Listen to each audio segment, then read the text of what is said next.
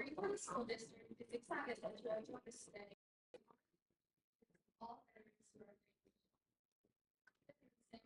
Formerly known as White City, was originally established as a football holiday to honor the end of World War II, which eventually took place on November 11th, 1918, celebrating the 11th hour, the 11th day, the 11th. In 1954, the U.S. Congress, at the urging of veteran service organizations, amended the original act by striking out the word armistice and replacing it with veterans. With the approval of legislation on June 1st, 1954, November 11th, or the 11th day of the 11th month, became a day to honor all American veterans throughout the ages.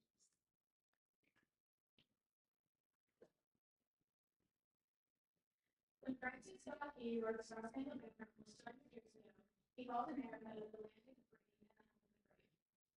Throughout this nation's history, America's soldiers, sailors, airmen, Marines, and Coast Guardmen have bravely answered calls to defend our freedom, to aid our friends and allies, and to turn back the destiny.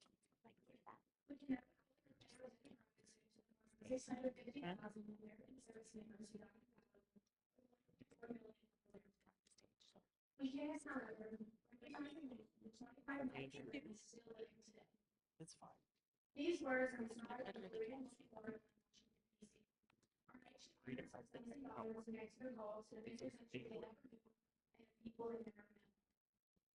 Those words are equally to our World War I, World War II, Vietnam War, and World War IX as well. They apply to today's active duty service members, tomorrow's veterans, who are experiencing peace around the world. Today, it's our privilege to say thank you to all of America's veterans, to let them know that we appreciate them for their service and honor them for their sacrifices. The price of freedom is high. We cannot afford to forget those funds today. Today, we celebrate America's veterans for leading this nation, the land of the free and the home of the brave.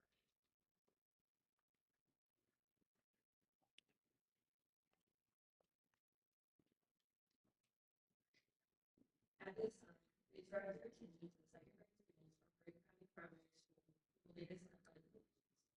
While many pledges of the Green County Band was heard, their rendition of our national anthem, Star Spangled Banner, followed by our engagement, shared by Christine for State Fields and Daniel Murphy. Please stand and remain standing for the pledge of allegiance.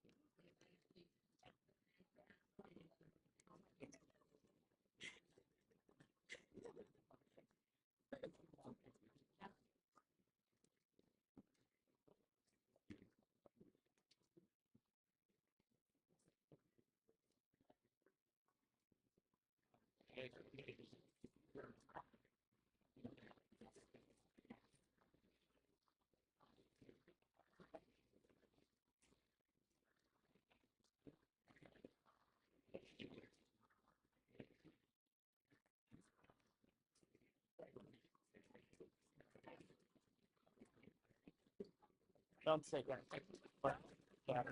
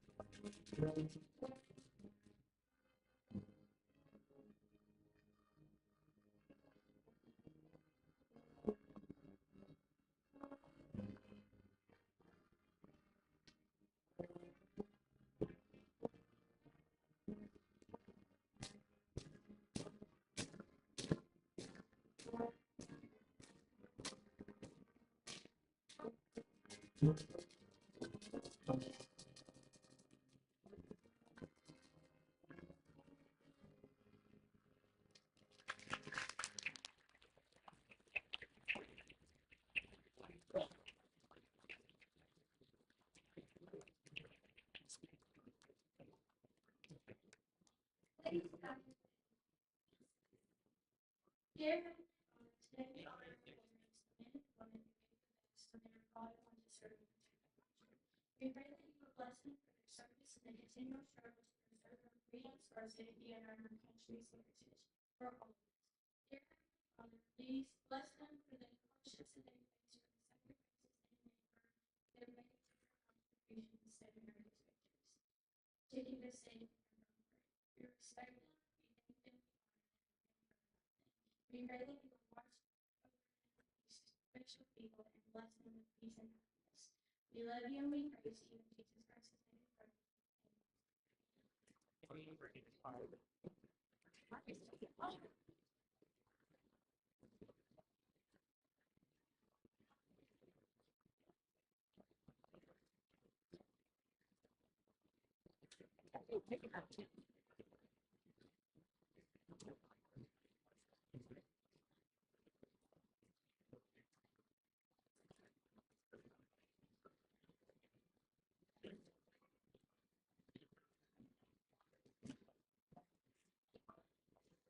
I think it's very long. I know.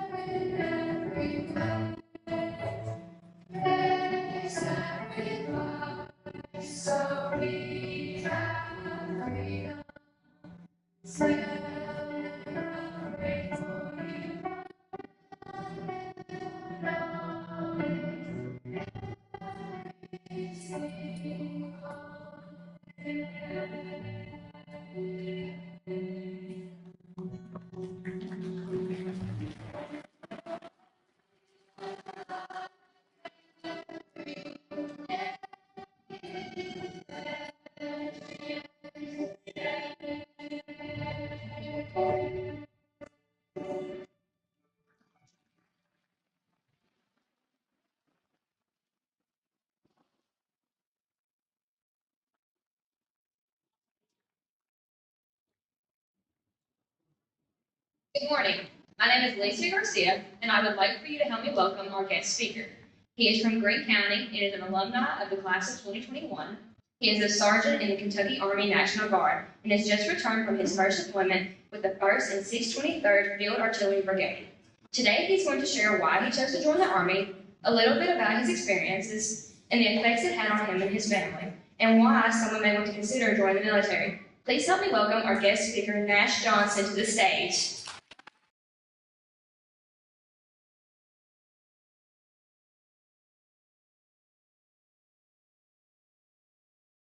Good morning. Two things I'd like to start off with. I'd like to thank God for bringing my brigade back home safely. And I'd like to shout out Colin Judd. I know he's in here somewhere. It's kind of crazy for me. I'm going to take this out of here because I can't stand still. I'm already sweating. It's kind of crazy for me to be standing up here in front of all you guys because I've sat in every single bleacher here in these chairs.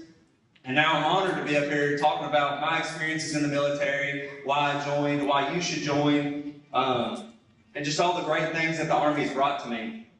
Why did I join the Army? Believe it or not, I wish that I could get up here and say that, oh, I joined the Army because I'm strong, or I joined the Army because I love my country so much, and I joined the Army because of this or that, but honestly, I have no idea why I joined the military. My brother joined. My grandpa was in, my great uncles are in, my boss was in the military. It just seemed like something to do. whenever I was in high school. It just seemed like the thing to do. Everybody was doing it apparently, and I just had to jump right on that boat. I was super nervous about joining. I didn't really know what to expect whenever I signed up or anything, and I thought, what am I doing here? And then shipped out to basic training a little bit later, and then you start really asking yourself, what am I doing here? Why did I do this? Because these lovely gentlemen and ladies are in these hats are telling you every single thing you're doing wrong, and what time you're supposed to eat, and what time you're supposed to go to sleep, and that you shouldn't smile, and that you need to do this, and that you're not doing it fast. Just laying there in the heat of Oklahoma in the middle of June, and you're thinking, what have I done? What am I doing here? And then you fast forward a couple of years, and you're 20 years old, and you're getting on your first deployment, and you're going to the desert, and everybody, you know, it's great for everybody. You know, it's just a wonderful time going on deployment. That's satire. I'm just kidding. I was super nervous there too, and I was really at this point thinking, I'm 20 years old. What am I doing going on deployment? What am I thinking going in the military? Why am I here? Then you get over to the desert, and everything's okay. You know, you're with your friends, and everything's okay. And then it kind of sets in a little bit. You're 7,000 miles away from home, and you're like, what am I doing? And eventually, all this passes. Everything passes. You're at basic training, and you think, what am I doing? And you realize, like, I'm here with my best friends now. I've graduated high school. I'm here with my best friends. We're all going through all this stuff, and it's so bad, but you never forget it. And the same thing with deployment. You know, you're there, and you miss your family, but like, you're with your best friends, and everything is so good because they're there to lean on, and they're leaning on you, and you create bonds and memories and things that you just never forget. Like, I'm 20 years old, 21 now, and I've experienced so much in my life. I've been to different countries, I've seen different things, different cultures. I've met people that I would have never expected to meet before in my life. I've created so many great friends and memories, and it's honestly the best decision I've ever made. It was a tough one, and I don't know why I did it, but it was great. And I think that God put the military in my life because He saw me fit for it. So yeah, that's a little bit about why I joined. I still don't really have a clue why I joined. I'm just really glad that I did. The military's affected me in a lot of different ways. Like I said, like going to different countries and seeing different things and giving me a lot of different opportunities. They even put me through school. I'm still in school, and they paid for it too. But a little bit about the different experiences. Whenever I was overseas, and you get a haircut overseas, it's not like over here where you go talk to Trevor at the.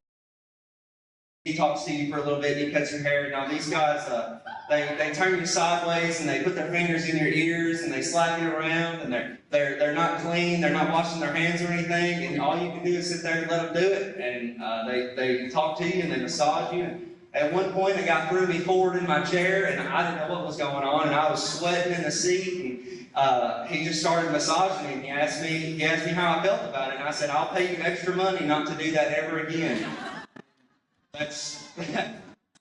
He didn't do it ever again, and it was nice, and me and him became pretty good friends. His name's Parabeat. I don't have him on Facebook or anything, so it's probably not that good of a friendship, but anyways, my first deployment, though, I was in Kuwait for most of the deployment, and it was very hot over there, and I missed my family pretty bad. But once you get past all that and you get over the nervousness, you realize that it's okay. You know, you're there with your best friends. Like, it was the best, worst time of my life, and I'm sure a lot of the veterans down here can relate to that. You know, it doesn't get any better, but like I said, you're with your best friends now. Like, I didn't have any alone time for almost 10 months. It was great. You don't realize how much it means to be in this country until you're not in this country anymore as well. Whenever we would go off post in Kuwait, and you see the conditions that they live in, and granted, Kuwait's a very rich country, but there's no trees, and there's no grass, and there's no rain, and there's not a 5-star out there. You know, you don't realize how much the little things in this country mean to you. The food isn't as big. I went to McDonald's while we were over there, and my Big Mac was about the size of a fist. You know, that's just not American, you know.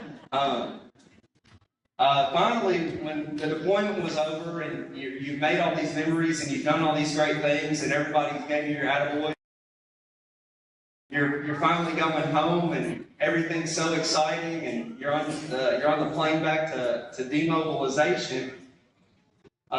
Me personally, I've never been more excited in my life. It was 20-hour plane ride, I guess, and it honestly, it felt like I was on a plane for about 6 days. And slash the bus ride was awful as well. I mean, the bus ride was only 40 minutes, but I think that it was terrible. And we demobilized in Texas, and everything's moving really fast, and everybody's so excited, everybody's on their best behavior because we're trying just to get straight home, you know, and we're finally getting on a plane to go from Texas to Kentucky, and once again, this is the longest plane ride I've ever been on in my entire life. I was so excited to get back home finally. As a matter of fact, I remember when we landed first time we landed in America, when I saw trees and grass, I got a little teary-eyed, I'm not going to lie, because grass and trees are just something you don't think you're ever going to miss, and you don't realize how much you miss it until it's not there. But we're back on the bus, and we're going from Louisville to Glasgow, and when we got closer to Barron County, I remember seeing I guess the Barron County natives that knew we were coming back from deployment. Everybody was stopping their cars and waving and saluting and waving big flags and small flags. And once again, I'd never been more proud of anything in my entire life. I honestly, there's nothing that has trumped that so far than coming home and seeing how supported I was whenever I was gone by these people that don't even know who I am. You know, they were just, we've got troops coming home, we're going to stand out here and salute them. And that might not seem like a whole lot, but it honestly meant the world to me. And finally, whenever I got back to the Armory in Glasgow and I saw my family and my girlfriend for the first time in almost a year, it was just overwhelmingly joyful. There's nothing like it. My family was probably the biggest supporter while I was gone. I think that any time that I needed somebody to cry to or somebody to talk to, or I just needed to get on the phone and just holler for a minute, I think my family was always there. And my brother was deployed as well while we were gone. He left a couple months prior, so he was easy to talk to and relate to, and I could just vent to him about anything that was going on.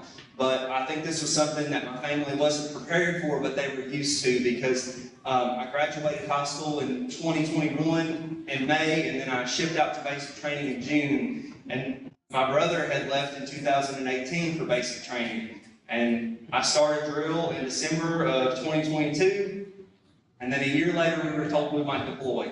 So getting news like this wasn't really a new thing. My grandpa has been deployed, my great uncles have been deployed. So it was just kind of thing in my family where guys were just leaving, I guess, not playing. But where we were getting deployed, you know, it's not a military family, but we have a lot of veterans in the family. So it was just something that I think everybody kind of expected almost. But about a year into my service, whenever I came back from basic training, we were told that we might deploy. And about a year after that, after all the pre-mobilization and the long ATs and the long drill weekends, we shipped out on December 10th. And it was pretty hard on my mom, I can imagine. She's a widow and she relies a lot on me and my brother.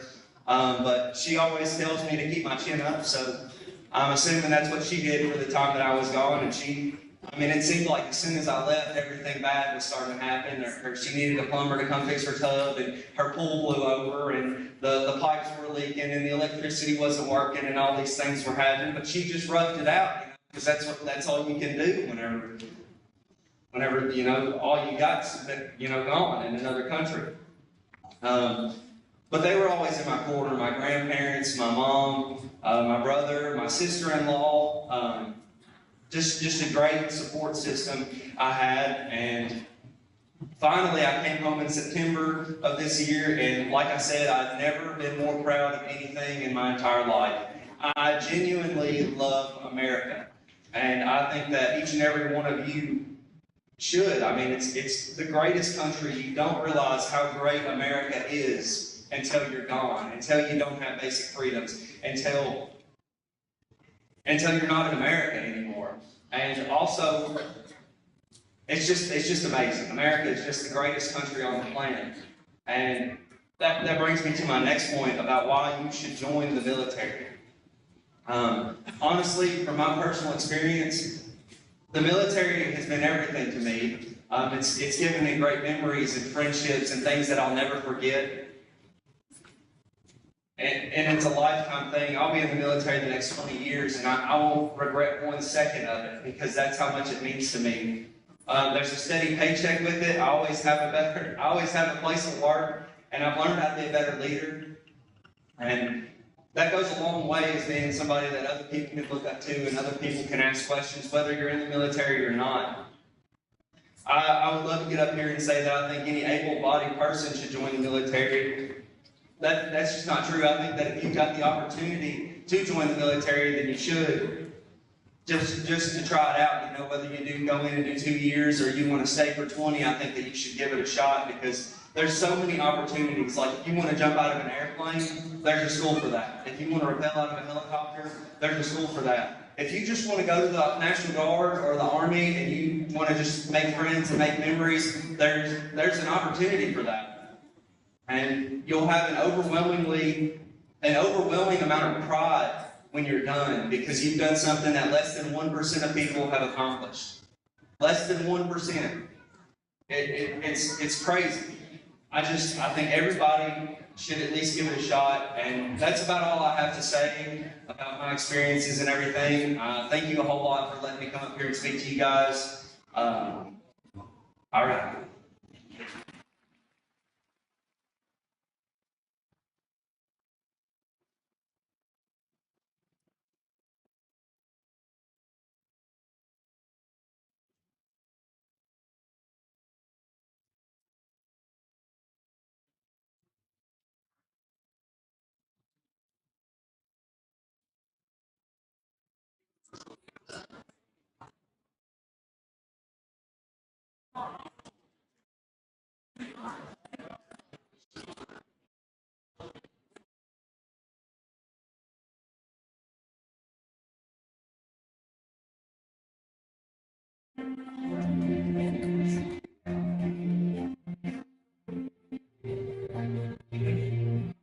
Today's the day we celebrate our enemies who are we'll raise our flags and hold them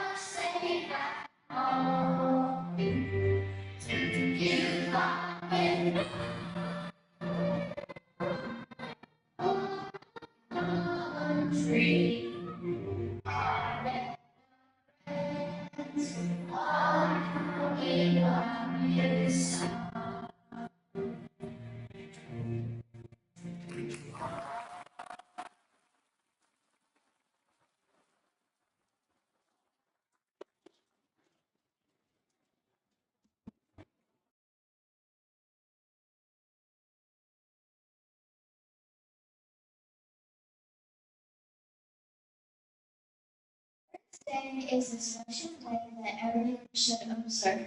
It honors the men and women in the country they did serve. It matters not the branch or the uniform that they wore. They served their country faithfully in times of peace and war.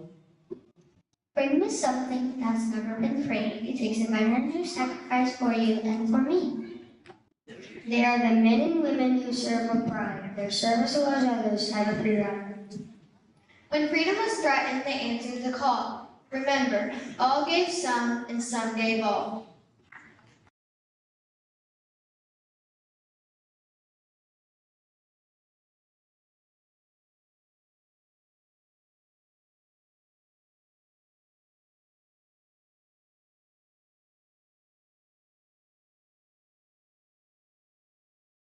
We are delighted and honored to have local veterans in attendance today. Veterans from our area have served in every branch of the armed forces, and we would like to honor those in attendance for your service. The following presentation features the official service songs from each branch of the U.S. military. We would like to ask each veteran to stand when your song is played to allow us to show our appreciation.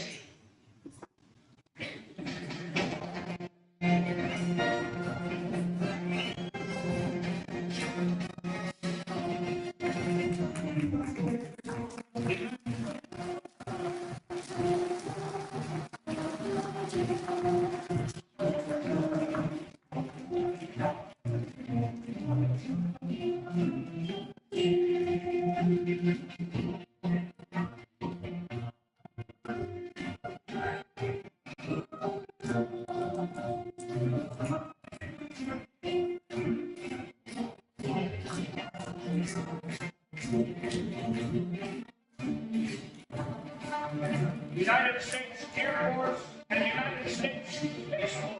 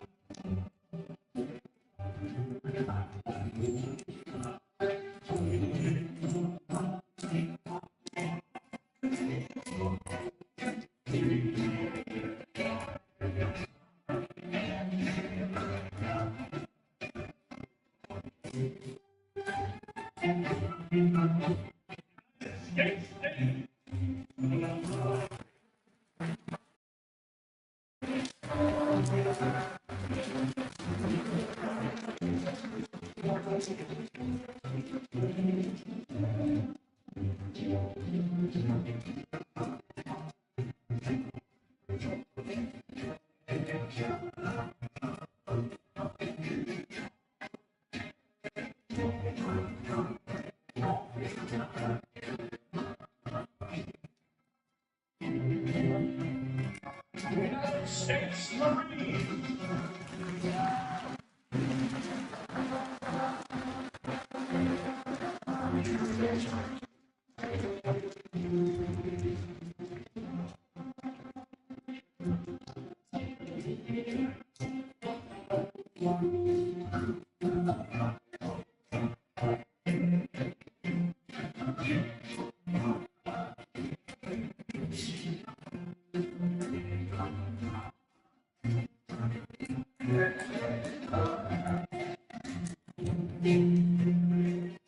United States Army.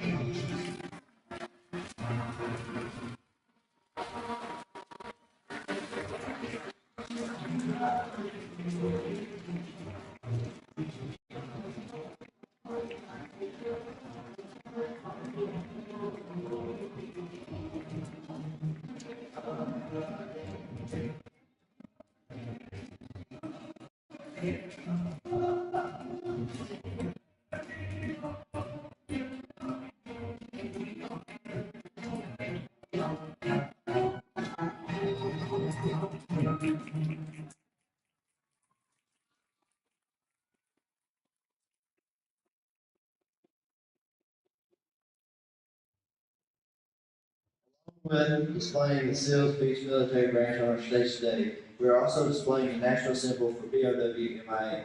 The POW-MIA flag features a silhouette of a POW before a guard tower and barbed wire in white on a black field. POW MIA appears above the silhouette, and the words "You are not forgotten" appear in blood in white on the black field.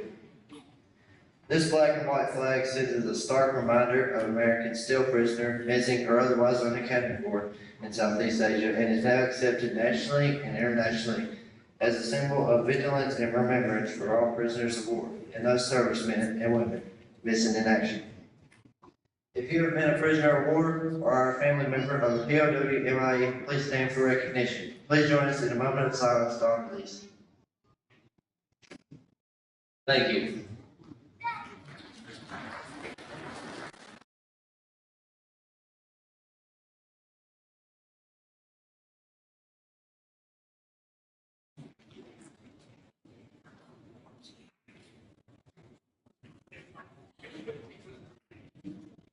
The origin of taps, the distinctive bugle melody played at U.S. military funerals and memorials as a lights-out signal to soldiers at night, dates back to the American Civil War.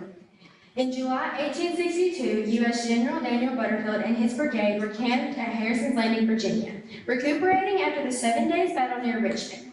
Dissatisfied with the standard bugle call employed in the Army to indicate to troops it was time to go to sleep, and thinking the call should sound more melodious, Butterfield reworked an existing bugle call used to signal the end of the day. After he had his brigade bugler, Private Oliver Wilcox Norton, play it for the men, buglers from other units became interested in the 24-note tune, and it quickly spread throughout the Army and even caught on with the Confederates. Not long after Butterfield created taps, it was played for the first time at a military funeral for a Union cannoneer killed in action. As for the name taps, the most likely explanation is that it comes from the fact that prior to Butterfield's bugle call, the lights-out call was followed by 3 drum beats dubbed drum taps, as well as the taps and the simply taps. When Butterfield's call replaced the drum beats, soldiers referred to it as taps. Although this was an unofficial moniker, it is noted that Butterfield's bugle call was officially known as extinguished lights in American military manuals until 1891. Since that time, taps has also been a formally recognized part of U.S. military funerals. Please stand as taps is played. Following taps, please refrain from applause and then you may be seated.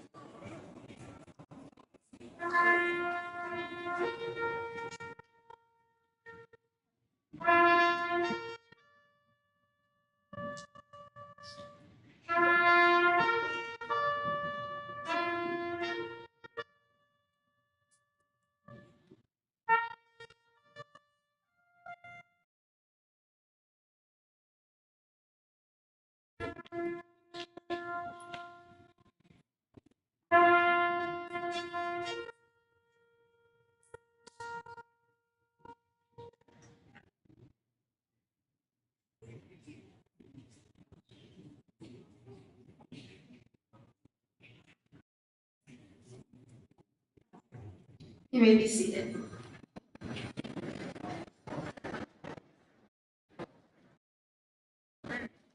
We appreciate your attendance with us here today.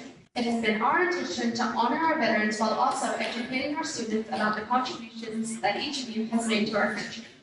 We cannot thank you enough for the sacrifices you have made for each one of us. We ask that all veterans please gather at the front of the stage for a picture as we close the ceremony.